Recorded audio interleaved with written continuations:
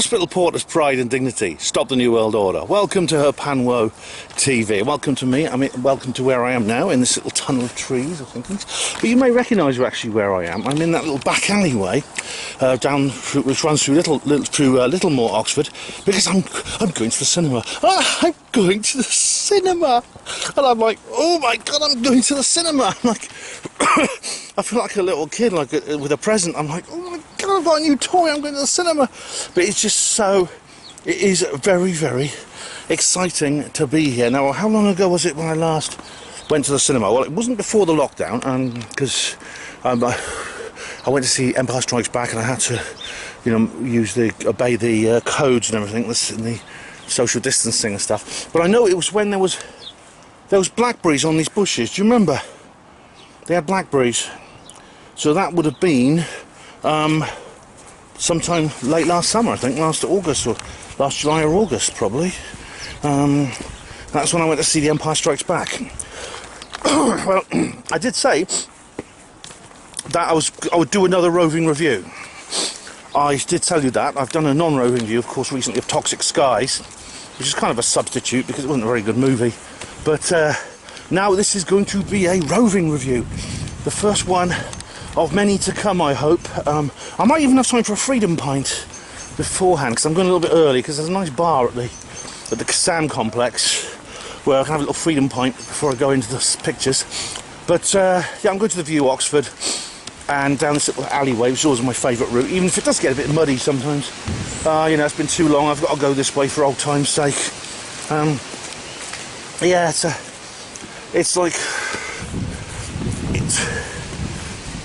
I was actually going to go on a trip to see. Wasn't planning to come today. I was going to go Tuesday to watch this. It's Sunday today. I was going to go on Tuesday, but then I was going to go and visit my family this evening. But I was just going there. My daughter was walking out the door. She's going to go and see her friends. I thought, well, I might as well go tonight. 7 p.m. It's actually an evening showing. I'm going to. The bill is not as packed as it used to be. The only place on the bill, actually, the film I want to see showing is 7 p.m.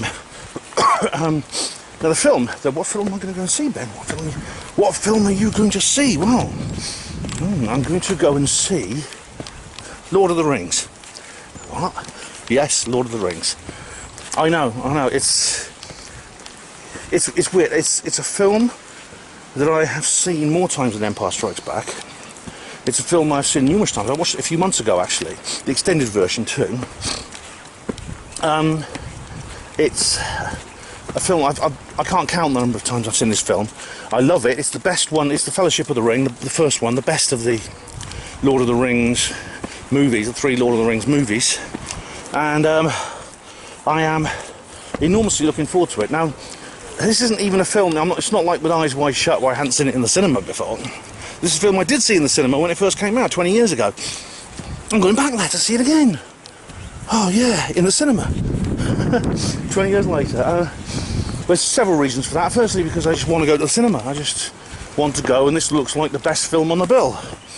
The one I wanted to see, I can't find anymore. Maybe it's been cancelled. Maybe it's been delayed. I don't know. But they've taken it down. But there is something special about the cinema. Now, I managed to find the clip that I've been alluding to. Every time I do one of these roving reviews, I bring up the famous clip about the man who talks very poetically about the cinema. Do you remember? Well, I've managed to find that clip, and I'll actually play it for you during the halfway point, like when I go in there. When I put up the slide that says, "I'm now in the cinema watching a film," I will actually show you that clip, because it sums up why I still go to the cinema.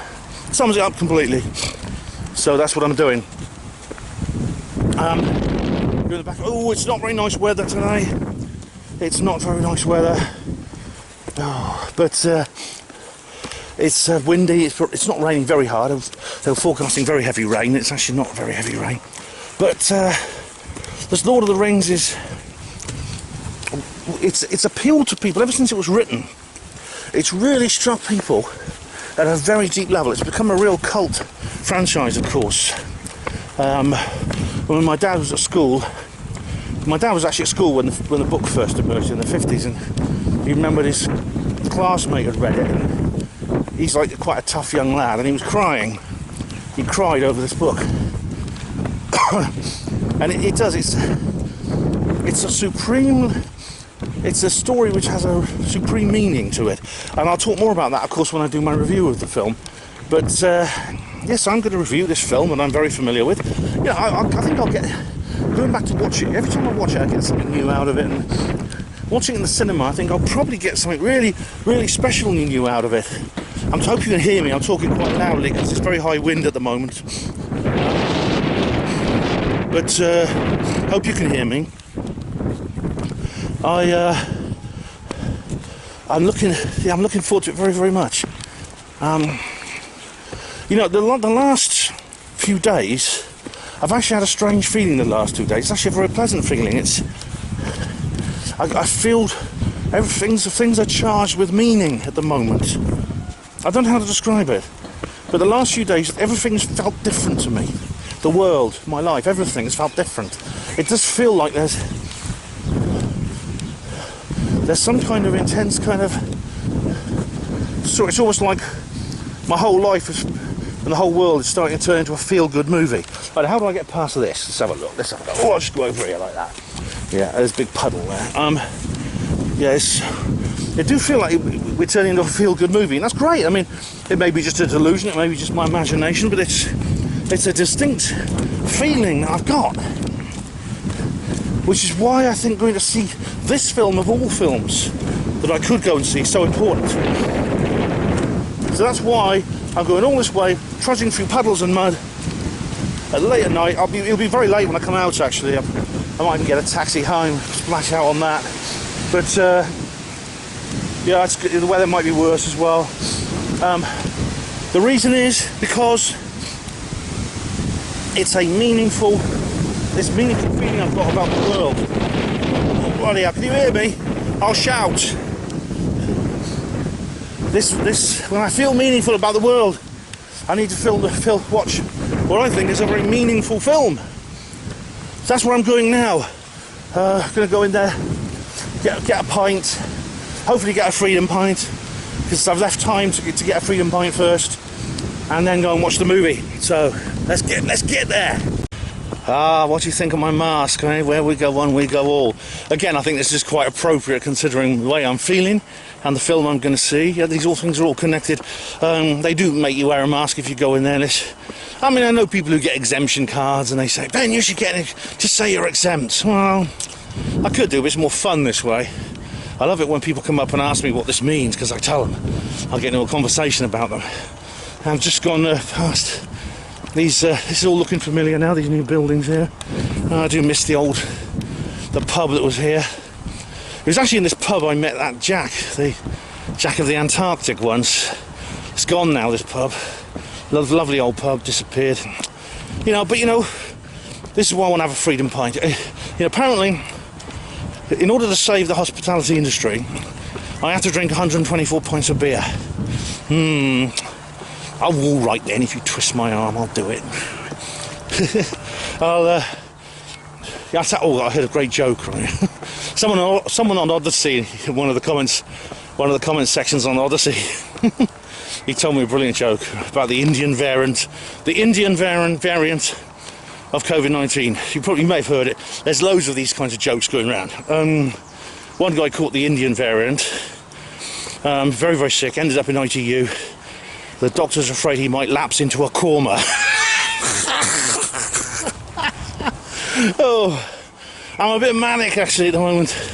Because I'm going back to the cinema. I'm generally feeling very energised. Combine those things, you know, I just can't be sensible, I can't be serious. I'm going into one of my moments. Not a Boudica moment, I have to think of another name for them. But anyway, I'm almost at the cinema now. That is the house, the building, which that pub used to be in. What's the name of the bloody pub? I can't even remember it. It's a lovely pub. Anyway, maybe we can reopen it one day. In the post-Illuminati world, no pub will ever get shut down. Okay, I'm coming close to the Kassam now. In a moment you will see the horseshoe-shaped Kassam Stadium, Oxford United's pile. I'm sure you can hear me when I put the camera around like this. You'll see Oxford United's pile, and then there it is, and then round the corner you will see the cinema, and here we are. You see, I don't have to show you that, you know the rest. We just go around the corner and the cinema is over there, where that building is over there. So better get in there, have my freedom pint hopefully, and then to go and watch the film. Well, there is my ticket there, see? And that is my second freedom pint. Hope I'll enjoy it, yeah. Nice bit of lager. Cheers. That's like proper lager, that is. Normally at this point I would put up a little slide saying, oh, I'm in the cinema watching the film, something like that. You've seen them before. This time I'm going to do something a little bit different. Now, at several times in the course of this series of videos, these film reviews, I have made reference to something I saw as a child in which a man waxes lyrical and says lots of poetic things about the cinema and about what it means and about how special it is, and basically why it still endures today even in this television age. It took me a long time to work out what that was, because it was a long time ago. I was a small child when I saw this. But it was actually a documentary called A Turnip Head's Guide to the British Cinema. It's an odd title, I know. It's a little documentary, and the man who was making the little monologue was actually someone called Alan Parker, who was a film director. He died last year, actually. He's famous for films like Angela's Ashes. You might have seen that. I managed to track it down. I managed to track down the particular video. I managed to track down the clip. It was not easy, actually, because I couldn't download the clip. I had to get a VPN and watch it that way, because it was like banned in this country for some reason. But in the end I had to do like a screen over with a webcam, but I have actually managed to get the clip. It's not very good quality, but it basically gives you the gist of what's going on. It basically was the actual the monologue I described, which has had such an impression on me. It's never really left me, and it summarises my own feelings about the cinema. So it's a little treat for you. Hope you enjoy it. I'll be back soon when I come out of the cinema.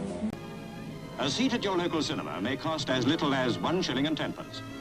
The price of 3.5 hours of the finest entertainment in the world.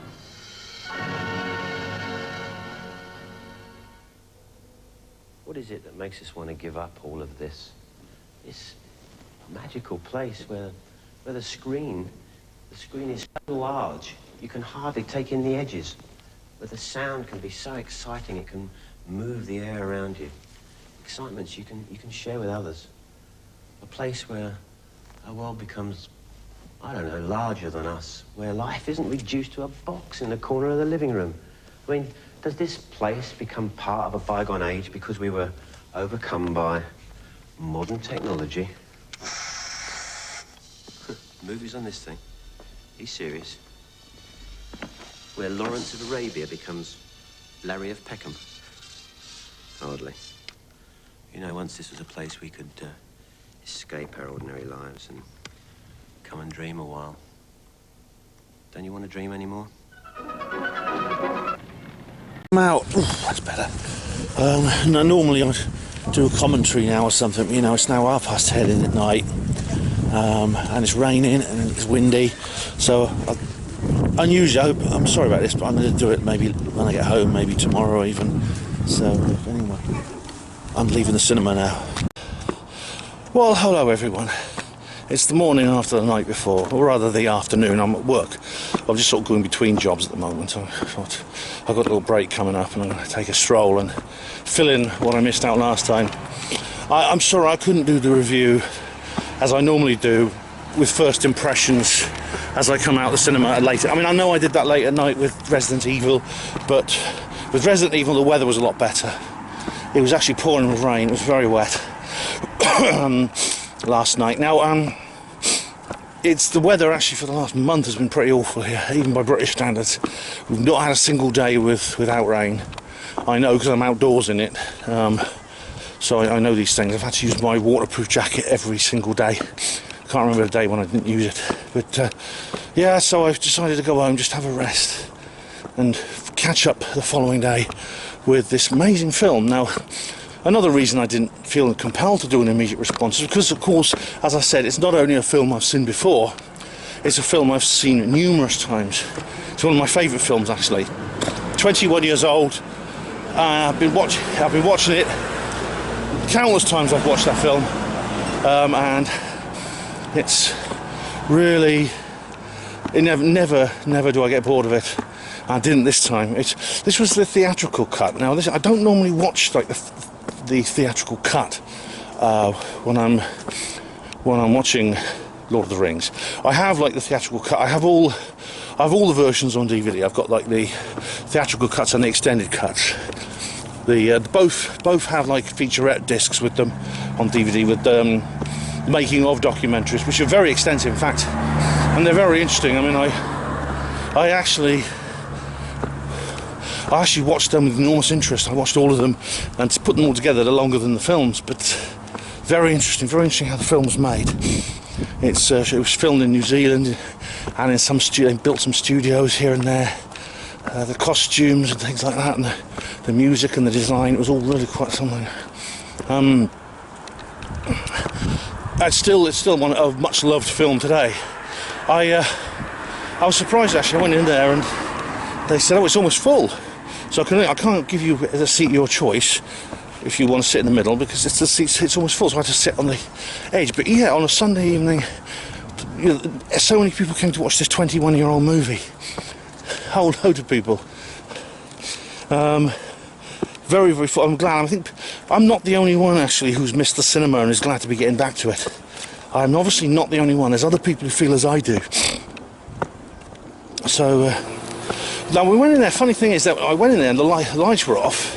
I had to use my mobile phone torch to find my way around, and that's unusual when you go to the cinema. Normally the lights are on until everyone's set down. They switch the lights off when they start playing the movie. But then normally, like, we wait for the ads and trailers to start, and nothing happened. So I went out, and one of the staff was coming in to make an announcement. Apparently they couldn't get it to work, and I said, "Well, what about?" Normally they said the ads and feature reels weren't working.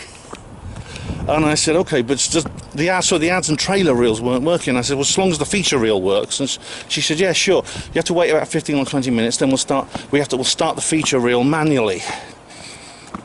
Yes. Oh my goodness. Yeah, this is one of these times when I feel nostalgic. I feel a bit like Alan Parker in that clip, because there was a time when you had a projectionist at the cinema. There are no specialist projectionists anymore.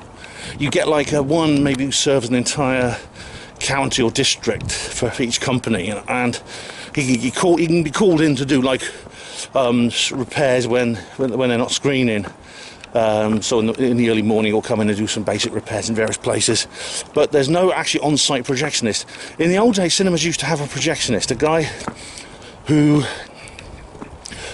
operated the machines on site, who operated the projection machines on site, in the actual cinema, start them rolling and finish them off. Make sure they're all working and things like that. They don't have that anymore. See, automation is that's one of the downsides of automation. That's not the first time actually that I've been to the cinema and I haven't been able to watch the film properly because of some technical problem that would have been solved if they had an on-site projectionist. It means they've got to call someone in, basically. That can take hours. Yeah, I went to see The American, which is the biopic of Bill Hicks. I went with a brother Porter, actually, and we sat in the cinema waiting for it to start. Now the ads and the trailers came on, and we sat waiting, nothing happened. When I said, "Excuse me, so there's a problem, sir. The film's not running." "Oh, really?" And they went and had a look. "Oh, sure, it's not. Just one moment." And this guy who hadn't a clue what he was doing obviously went, "Oh, it looks like the projection machine's not working, sir." And they, of course, gave me a full refund, but, if they had someone on site who could deal with that, they could. I mean, it's like, of course, they have artificial intelligence now. Another film I watched, actually, I'm not going to give it a full review, but it's quite good, actually. It's called Ex Machina. It's Alex Garland wrote that. It's this guy who wrote Never Let Me Go about parallel universes. It's quite a good writer. I won't tell you much about it because it's full of plot twists and things like that, but basically it's about artificial intelligence and how it takes over the world. How that process of taking over the world begins. And I can really laugh at it now because when you look at real artificial intelligence, you realise it's actually not very intelligent. I don't think any AI systems, I don't think the AI systems that put strikes on videos and things like that, you know, I don't think they're going to be capable of actually running the world and taking it over from us mere humans. You know, the Matrix is not happening anytime soon, I assure you. Hello. So we sat in there in the darkness. It was spooky. You could hear rumbling, you know, because the low frequency soundtracks from other screens was coming through the walls. Eventually it started, and the film started, and it began. And what can I say? You don't need me to. I don't think you need me to give it really much details here, because it's one of the best known stories in English literature. It's inspired millions. It's adored by millions around the world. It's set in an imaginary country, Middle Earth, an imaginary world, and it's about the War of the Ring, which is like part of this intricate history. I mean, hello. It's as I said in my Tolkien video. You know, this guy, the imagination of the man is incredible. He spent his entire life inventing this imaginary country, something which doesn't exist outside his head, but it took on a kind of existential weight of its own, as if it was real, in a way that very rarely happens. I mean, there's nothing that compares to it, maybe the Star Wars universe perhaps, but it's very rare you get that. And of course fan fiction writers and aficionados have added onto it over the years until it's become an entire alternative life, really, for some people.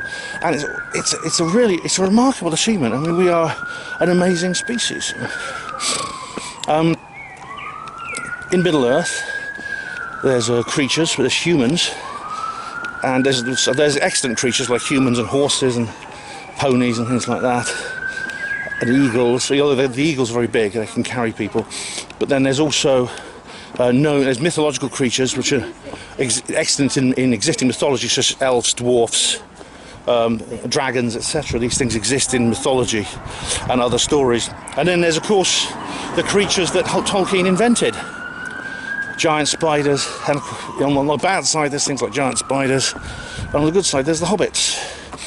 Hobbits, amazing. Okay guys, I've got to do another job and I'll carry on my break. Now hobbits are the most significant creature within Middle Earth that Tolkien actually invented.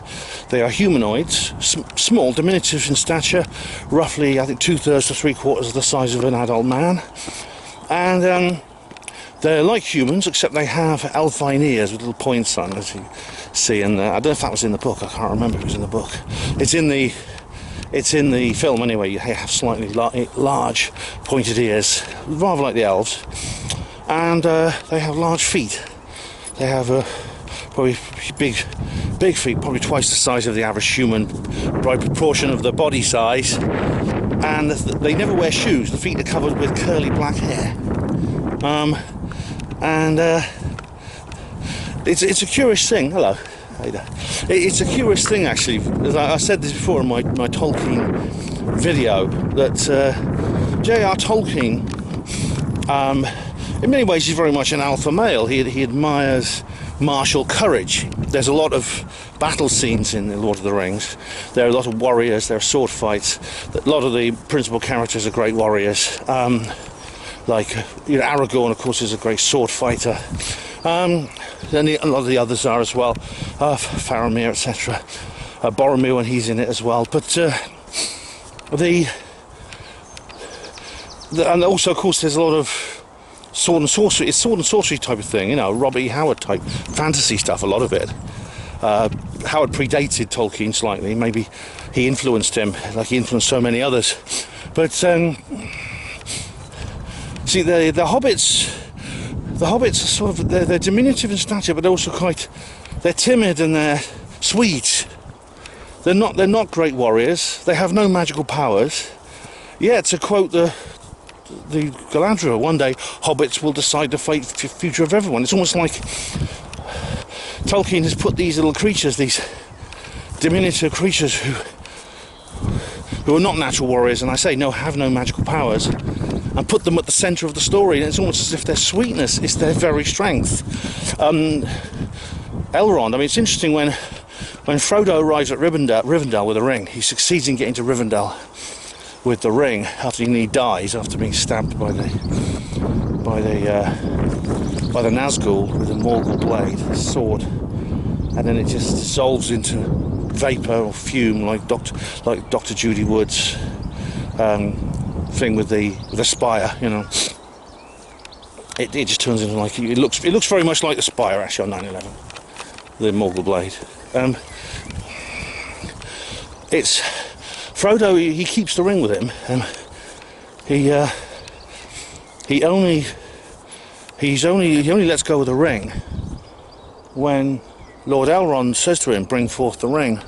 At the council, he says, "Bring forth the ring," and then Frodo takes the ring, he puts it in the middle on the plinth, and then he sits down and breathes a sigh of relief, saying, "Thank goodness, that's my job done." Little did he know it was only just beginning. But you never have a situation where you'd think that Frodo would. I don't know. I suppose you think the moment Frodo got to Rivendell, he'd hand the ring over to someone else and they put it in safekeeping somewhere, but they don't. He keeps it with him until, when he's in his sickbed. It's as if it's like Lord Elrond actually says, to have come so far bearing the ring, he's shown remarkable resistance to its evil. The elves don't trust themselves with that ring, because the elves can be corrupted too. Like Galadriel showed how she might be. She shows herself as a potentially evil queen.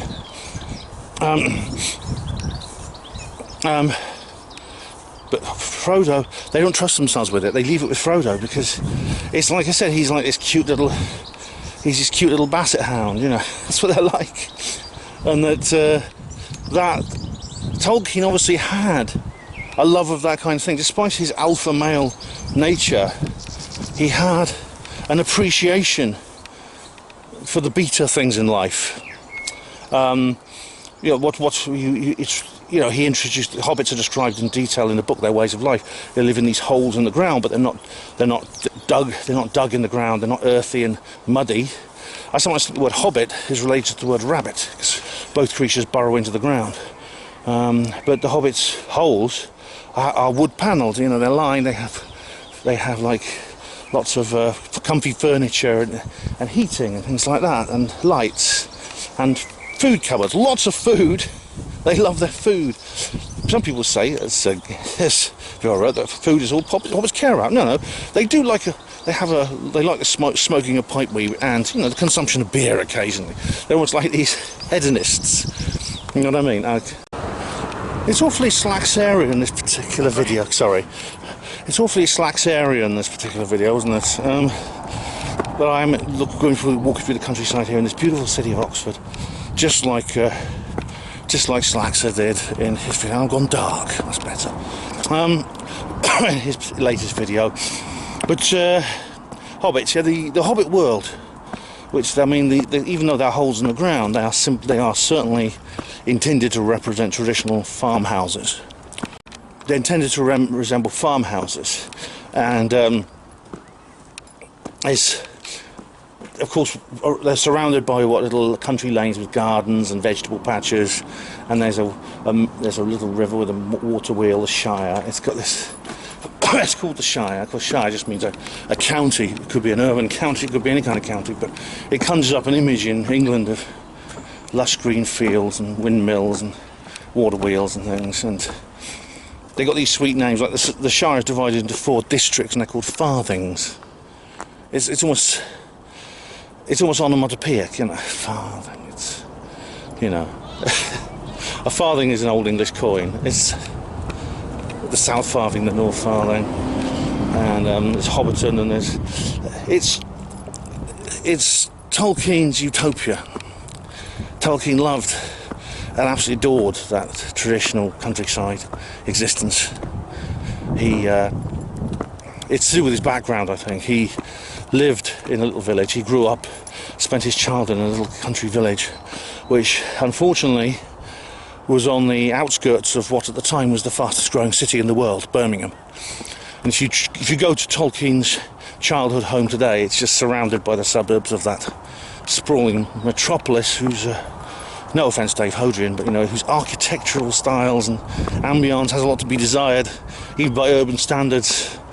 Of course, as I said in the in my Tolkien video, the destruction of trees, you see it over and over again. You see it in the film with where in the first film, this particular one, Lord of the Rings, The Fellowship of the Ring, it's when Saruman starts building his huge military to take on the free peoples of Middle-earth. He tears up the park around Isengard and just destroys the trees. He digs it all up and builds underground forges and things like that to produce munitions, and he just tears these trees down. So the orcs say the roots go deep, my lord. He just tear them down. You see these beautiful old trees just collapsing. That's typical Tolkien. In the book, there's many scenes of destruction of trees which you don't see in the films, like the Scourging of the Shire. There's the tree outside the cave, the entrance of Moria, things like that. It's the ring. Now the ring is interesting because the ring is where what happened with Sauron. It's the source of Sauron's life force. So the Dark Lord Sauron, who wants to cover Middle-earth in a second darkness, which is, I think, is symbolic of the New World Order and the Illuminati. It's all he's defeated in this battle where the elves, who are immortal, the immortal beings, the elves. I'll say more about the elves in a minute.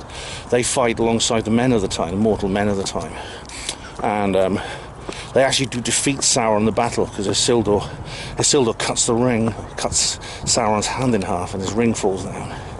But then Elrond knows that Sauron's not really dead. His body is defeated. His body is crushed and destroyed. But it's the ring's the important thing. That life force is in that one ring to rule them all. That's how he exerts his power in Middle-earth. And so Elrond says to Isildur, "Come on, hurry! We've got to go. Hurry, Isildur! Come with me." He leads him up to the Cracks of Doom because Isildur then has to destroy the ring. Presumably Elrond can't touch it for some reason. It's the same way Gandalf never touches the ring either. It's like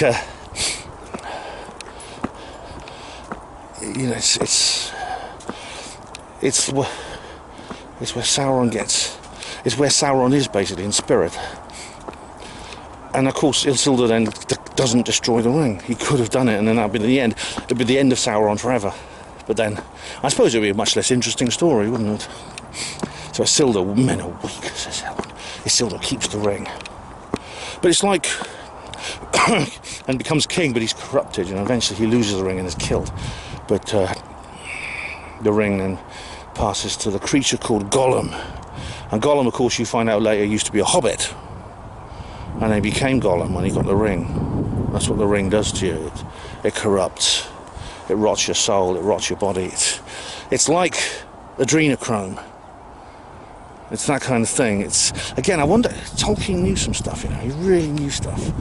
He was in touch, even if he didn't know it, he was in touch with some really major, deep spiritual forces who had an awareness of the world. I tell you, it's unbelievable. And I suppose there's of course, the whole idea of the War of the Ring. Sauron desperately wants to get the ring back and doesn't know where it is. And he never guesses that it's in the hands of hobbits, because hobbits are no one thinks anything of hobbits.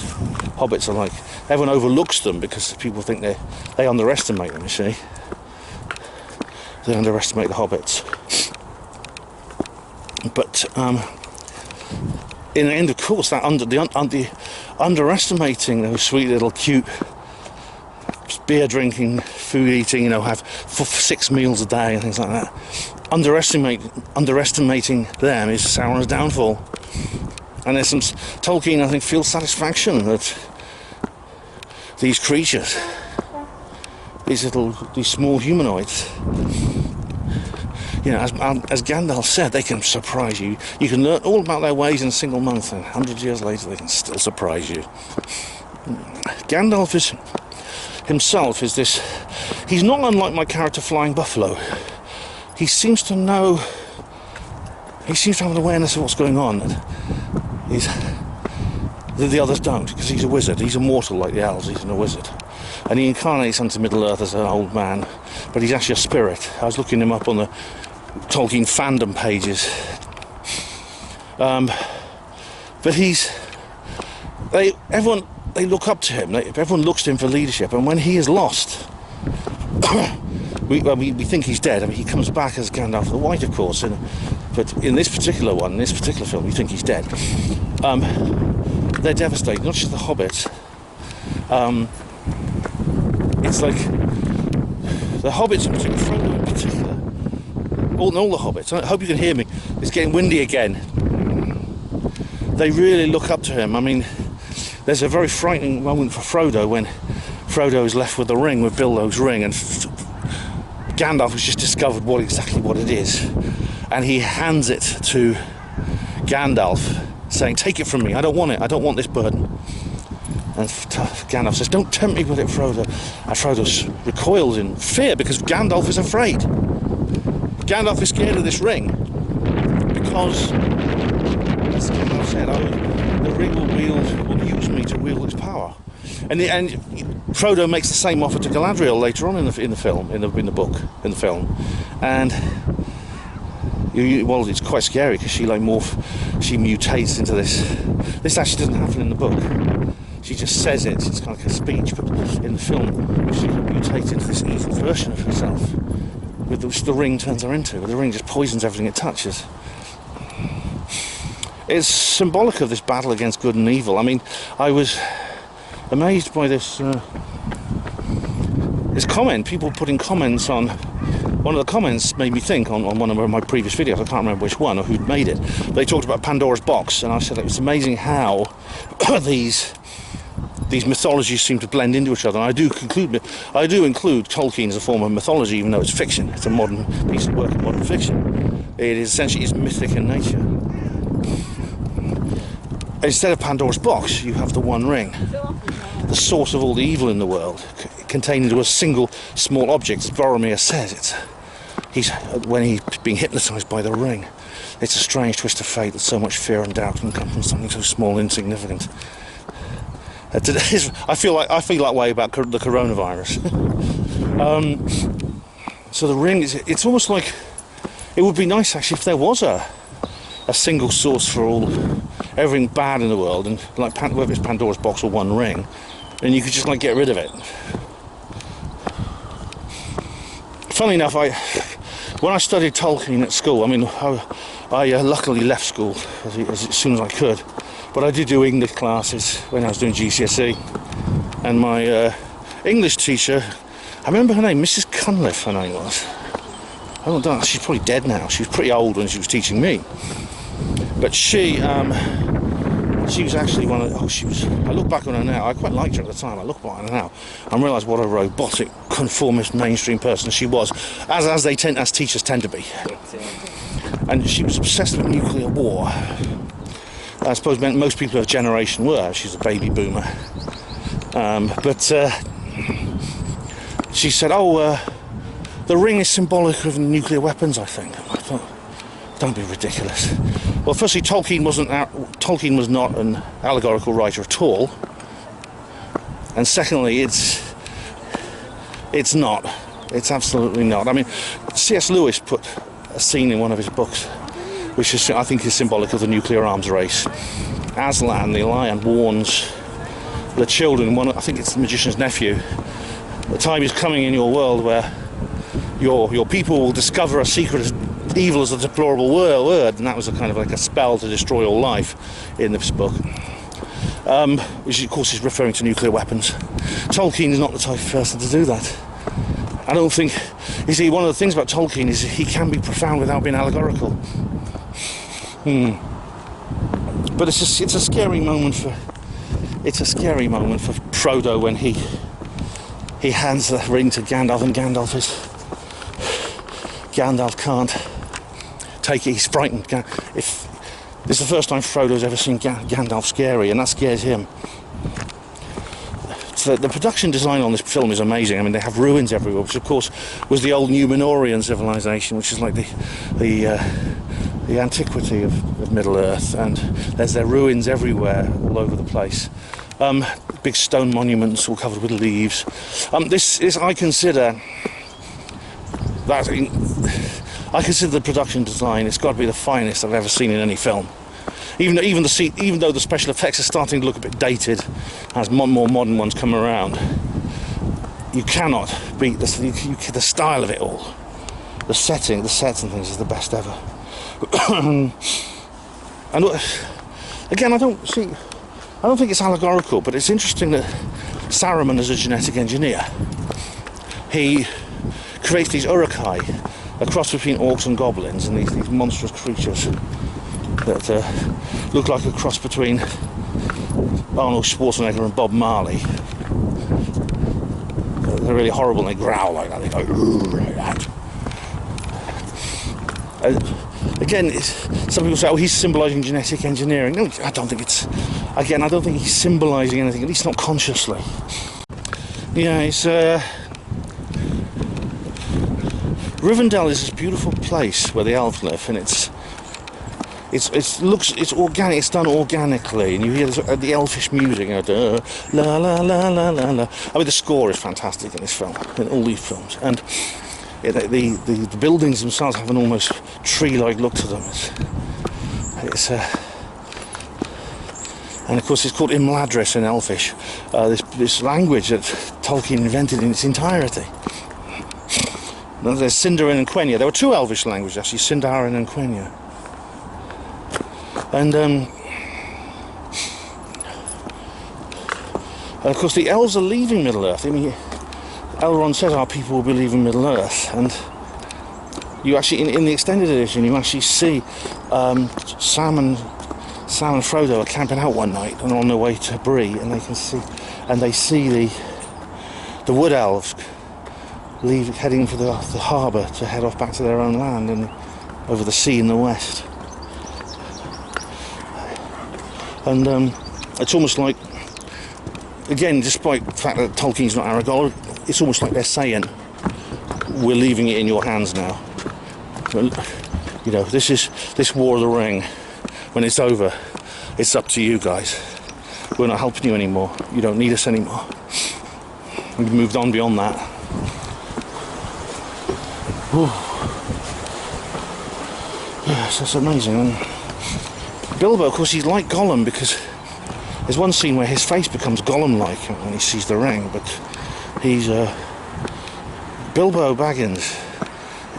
He becomes old because when they're reunited in Rivendell, Bilbo Baggins is finally separated from the ring.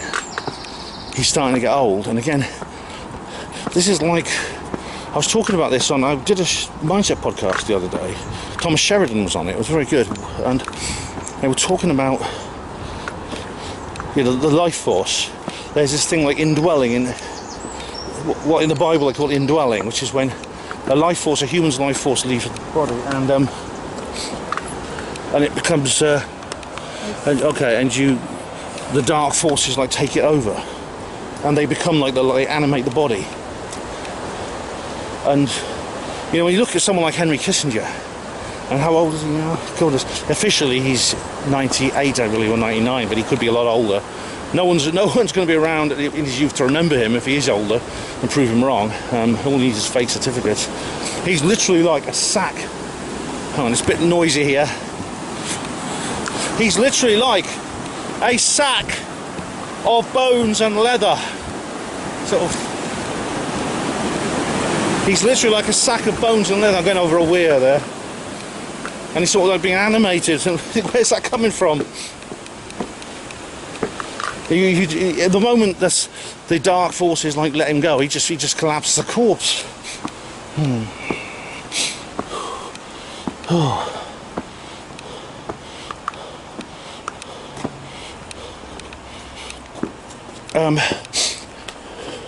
The other elf, the other major elf, I mean probably the biggest elfine character is Galadriel, the Lady of Light.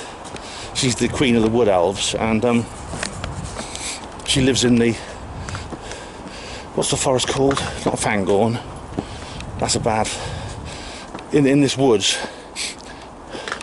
and they live in this like tree in the trees. It's like Rivendell, but it's in the trees, like a tree house in these woods. And there's this spooky scene. She's like talking to someone, and she looks sideways at Frodo, and she speaks into his head. Now I've seen that before. That's in The Shining, where the cook, Mr. Halloran, he looks at the little boy and says, "Do you want some ice cream, Doc?" In his mind, because they're telepathic. Which, of course, in the film is how he summons him to come to help. That's spooky. But Galadriel is like...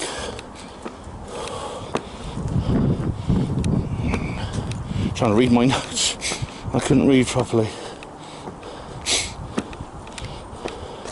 I think Boromir, of course, he's a traitor, but he's portrayed sympathetically throughout his entire appearance in the ring, from when he first appears at the council in Rivendell to when he dies by the Anduin River. He's portrayed sympathetically. You make it clear that he's not a bad person. He's fond of the hobbits. He's kind to the hobbits and everything, and he plays with them and everything like a big kid, you know. And he's suffered because Gondor's right on the border of Mordor, and it's mostly Gondorians who have to fight back the orcs. And he wants to use the ring to defend, use the enemy's weapon against him. And no one can make him understand, you like Gandalf and Galadriel did, that you can't use this ring to do good. All that will happen is Sauron's life force will infect you. In the end, he of course loses his mind. He's hypnotised by his desire for the ring. And in the end, he attacks Frodo and tries to steal it, and ends up getting killed. But in the end, the death scene of Boromir is very moving, because he's shot full of arrows by the Uruk-hai. And this monster that Saruman genetically engineered. And he fights on, and in the end he reconciles. Hello, how are you? Yeah, he reconciles with Aragorn in the end, and calls him. He calls him his king, because Boromir is the son of the steward of Gondor, the regent. That comes up in the next instalment. I think Boromir is symbolic of... I say symbolic. He's an embodiment of pseudo-psychopaths. In the sense, he's a good man who's worn down by the horrors of the world to do bad things.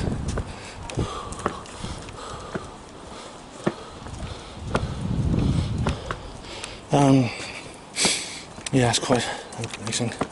At the end of the film, it was quite interesting at the end of the film, because when the credit rolls came up, I heard people talking and pointing out names behind me in the seats behind me.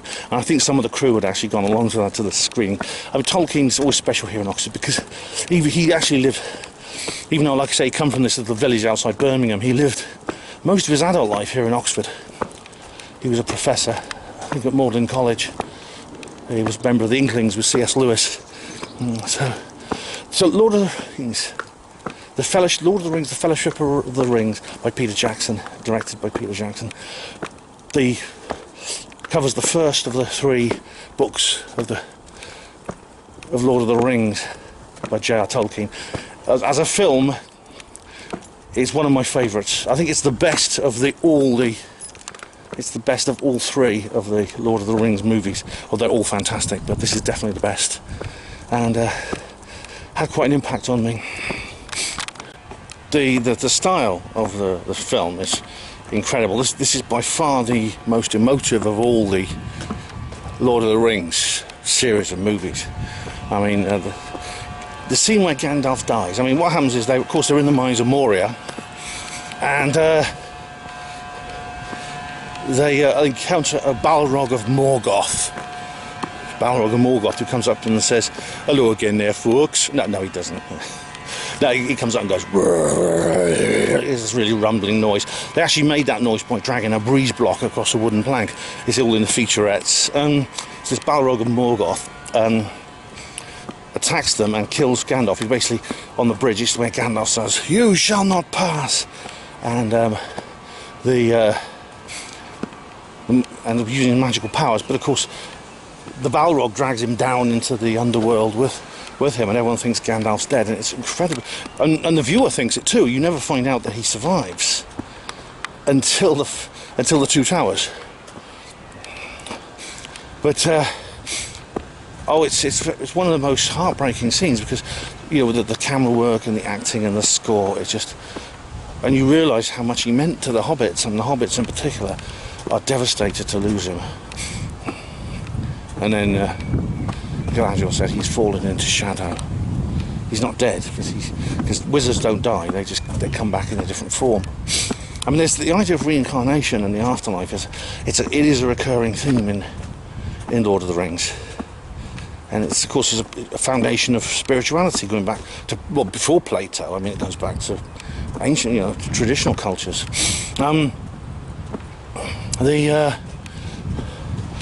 The elves are these, I say, divine beings, essentially. They're immortal like the wizards, and they live forever.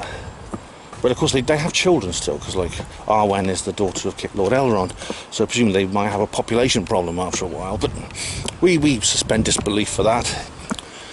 They're these kind of wise divine beings, but they're not wimps. I mean, they're great warriors. I mean, they have these.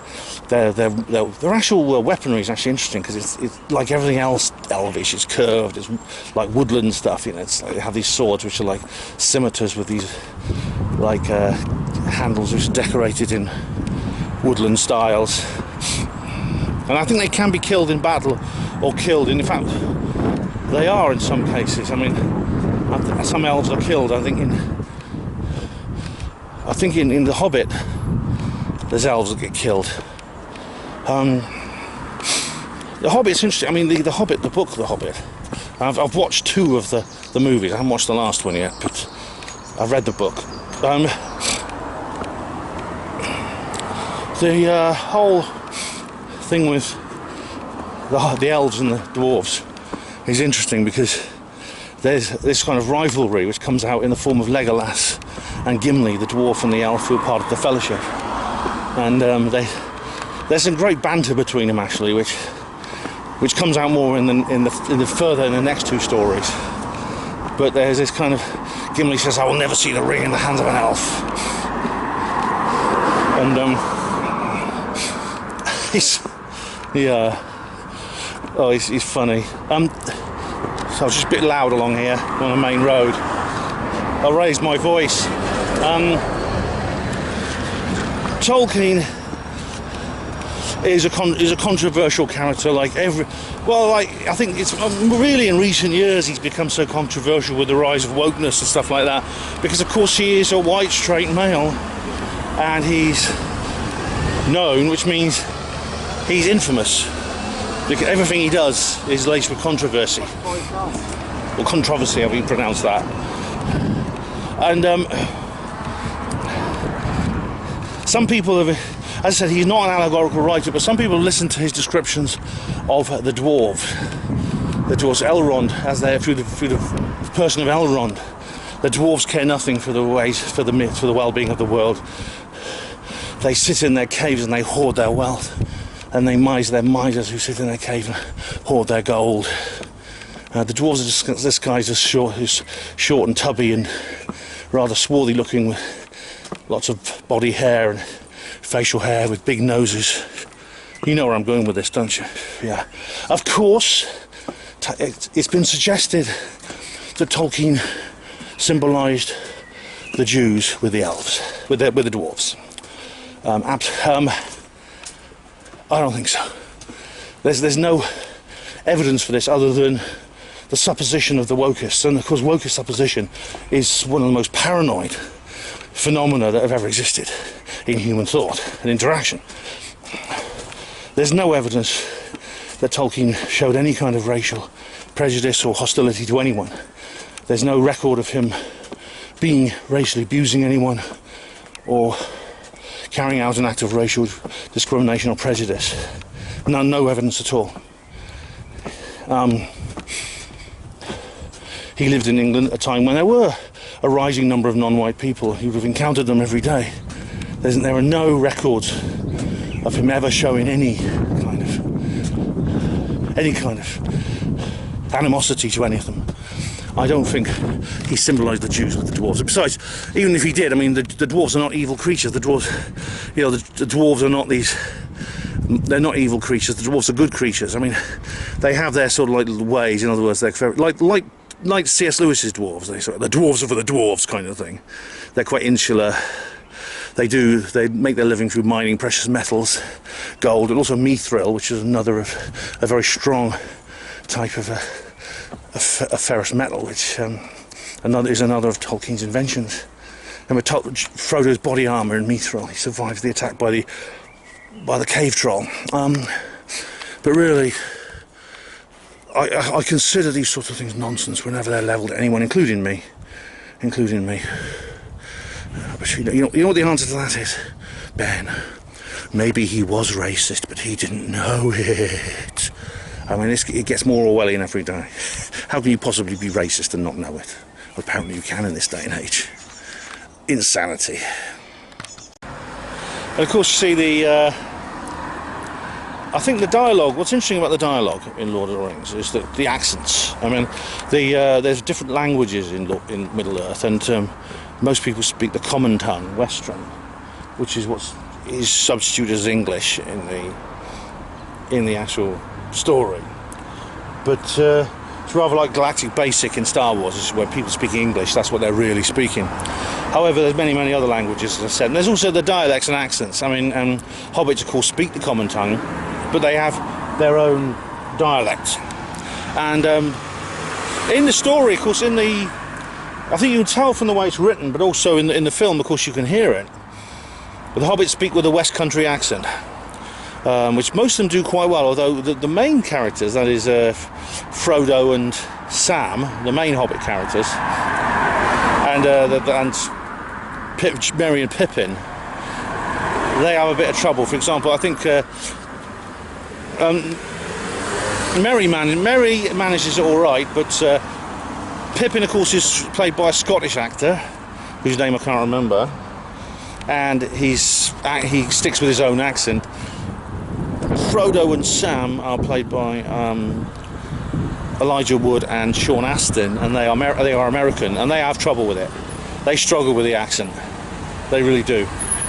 It's only actually Merry who does the West Country accent, probably. That's because he's an English, Dominic Monaghan, he's an English actor. So, but the reason why they're West Country, of course, because that's the epitome of rural England. I mean, that is the area which is most rural, and when you get people who speak like that, we always think of them the country folk like that. They speak like that, and that's how the hobbits talk, because they're country folk, you see. And of course, the orcs are Londoners. All of them speak with a sort of broad off Cockney, and that I suppose is because I imagine, I don't know for certain, but I can guess pretty sure that J.R. Tolkien was not a fan of London. It's, again, like Birmingham, it's bigger than Birmingham. Birmingham's the second city, London's our capital, and it's the biggest city. And it has expanded. I mean, it's funny enough, it's actually shrinking in terms of population now, but at its peak it was like 6+ million people. It's now about 5.5 million, and it's swallowed up huge areas of land. I mean, administrative areas like Middlesex, just became part of London. Much of Kent and other areas, other counties, was given over to Greater London, which is what happened to his village. It's a bit windy. I'll speak loudly, hopefully you can hear me. One of the themes of Lord of the Rings, indeed all of Tolkien's work, is friendship and companionship, especially that between men. And all the members of the Fellowship are male. They're not all the same species, but they're all male. They actually cover 4 species, but all of them are male. Now, this is something, of course, it's inevitable in this day and age that anyone gets called a racist who's white or male or straight, or worst of all those things. Yet Tolkien, this I think is specifically anti-feminist in Tolkien. Not that I don't know if he even understood the concept of anti-feminism, because a lot of these things, like, you know, anti-white racism, things like that, these were just normal. They were considered normal in his time. It was normal. It was considered normal that people, you know, that white people would simply be could just live and let live and just be themselves. No one would care as long as you didn't hurt anyone. No one would be policing your thoughts and picking evil fantasies out of every single word you say. And the same with feminism. I mean, it was just assumed that automatically that men and women would play different roles in society and would have different strengths and weaknesses. So at the time he was writing, it wasn't really a thing, anti-feminism. It was just something he did subconsciously. But it really strikes a chord with anti-feminists today for that reason. The people, the Fellowship, are a band of brothers, to quote Shakespeare. You know, they are the band of brothers. The hobbits in particular have a very intimate bond, which is completely asexual, but is extremely deep and loving. I mean, even at one point, this doesn't happen in the film, this is only in the book, but Sam is looking at Frodo in one of the scenes while Frodo's asleep, I think, and Sam's just watching him, looking at him asleep, and muses over how beautiful he is. And this is without one hint or even a suggestion that Tolkien even considers that it might be interpreted as latent homosexuality. In absolutely, that's never even considered. Sam, of course, gets married and has children at the end. He marries his sweetheart, the barmaid at the pub, at their little pub. It's really, this is something almost unknown in postmodern literature. It's almost unheard of, and because it's considered immoral, I think. We have this stupid word bromance. You know, I think guys who get too chummy, who are not gay, get ridiculed. They say, oh, they got a bromance, those two. People have said that about me and Colin Woolford, indicating that either we're being very, very immature or we're basically secretly gay. Those are the only two options. And it is, it's pathetic, of course. It is totally pathetic. But it's one of the many insanities of this current age, which you can see when you look at the literature of Lord of the Rings. It's a product of its time, but it does it so well. Well, although life has improved an awful lot in many ways through the 20th century, the rise of technology making our lives more pleasant and more easier and more pleasant, we've lost a lot too. My grandmother, for example, used to say that. She was born in 1911, died in 2001, and she said, I knew the name of everyone on my street. How many of you know the name of everyone on your street? I don't know anyone. I know the people I live with. I know the guy who lives above me because he plays the piano, Alan Liberace. Excuse me, I don't know anyone else. So Sam's an amazing character, actually, because he's probably the controversy ahoy. He's probably the sweetest of the hobbits. That's like about this. It's about this. Which is who's the cutest of the Teletubbies? Who's the sweetest of the hobbits? The hobbits are very Teletubby-like, actually. They're very similar in many ways. And Sam is devoted to Frodo. He adores Frodo. He works for Frodo. He's his gardener at Bag End, and becomes his utterly loyal and indefatigable companion. And he would follow him. You know the phrase, "I'll follow you into hell." Sam insists on following Frodo into Mordor. Frodo leaves the rest of the Fellowship because he basically, after the experience with Boromir, he feels he can't trust any of them. Even though I don't really understand quite why Aragorn lets him go so easily. Because I'd have thought Aragorn would have protested his innocence more and more. So, look, I'm not like Boromir, I'm not going to do that. But Boromir agrees that Frodo should go on alone. He leaves the other hobbits, and Sam chases after him. And at first, Frodo tells him to go away. He's going to go to Mordor alone. Sam insists so much that he swims. He tries to swim out to the boat. Remember, and it's an incredibly moving scene because he's almost drowning and rescues him. Oh, that's so sweet.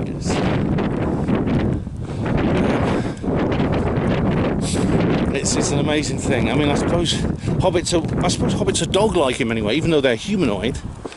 They are dog-like in many ways. Because that's how a dog would behave. Because dogs, they fall in love hopelessly with their owners. So much so that dogs very often don't survive the death of their owner. This happened to recently with a lady I know, actually. She had a lovely little Yorkshire Terrier who's a constant companion, and when she passed away, the dog had to be put to sleep. The dog was eaten to sleep. Nothing. Just stood there staring into space. It was obvious that dog was never going to get over losing her beloved owner. And that's kind of... The hobbits are like that, I suppose. And I like that about it. You see, I mean, I suppose maybe I'm a bit hobbit-like in a way. I certainly don't have a lot in common with most people, that's for certain. A rabbit hole ahoy. I'll leave that for another video. Now, normally at this point I would go and tell you what the critics say about this particular film, but I don't think there's much point because, I mean, it's a 21-year-old movie and it has been almost universally applauded. It's been praised and given 5 stars everywhere by almost every critic, so I won't bother with reviews for this particular film. So thank you very much for watching Hapanwo TV, this Back to the Cinema, and I'm glad. Hospital Porters, Pride and Dignity, stop the New World Order.